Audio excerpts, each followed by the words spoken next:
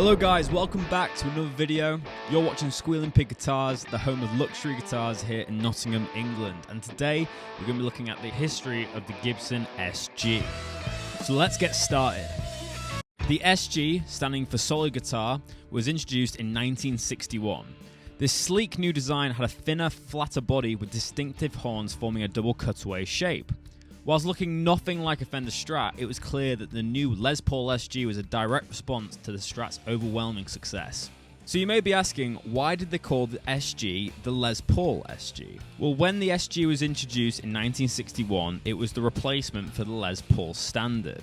They carried on the famous namesake of Les Paul, the guitar player, onto this model, but he had no hand in designing the SG and actually hated the SG. In 1964, this led to Les Paul terminating his contract with Gibson, and the Les Paul SG was renamed to the Gibson SG Standard. By that point, the SG had already accrued sales of around 6,000 since its inception in 1961.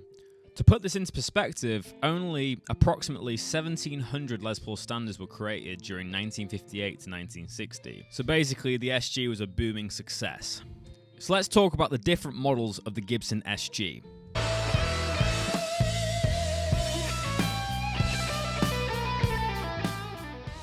So the first SG we're going to talk about is the Hardtail 61 version. This came with two PAF humbucking pickups, an ABR1 bridge and stop tailpiece, a three-way switch, 2 volumes and 2 tones, and it also had a 24.75 scale length with a rosewood fingerboard and mahogany construction. This really is the textbook bare bones SG that so many players have adored over the years. The guitar has been reissued many times by Gibson over the years and featured different pick guards and different specs. You would also see this SG with a Maestro vibrola, which was a great invention as it kind of replicated the Bigsby tremolo and also the Strat tremolo. It is much for decoration as it is for function, with a large shiny metal tailpiece adding to the guitar's look. I find these particular tremolos to be great for aesthetics, but in terms of actual function, they're quite bad. They fail to stay in tune, and yeah, they're quite hard to actually use with the sideways motion. But my favorite SG is basically the 64 spec SG, and these actually came into production in about 1963, but they had the Maestro vibrola with the walrus tooth kind of handle, and from my experience of playing it, these tremolo systems are far superior to the sideways vibrola that you had previously. And I think aesthetically it looks 10 times better, and for me is the iconic look of an SG. Whether that's because George Harrison played one and Angus Young has been known to use one, I don't know what it is, but this SG has just got it all, especially in a nice dark cherry finish.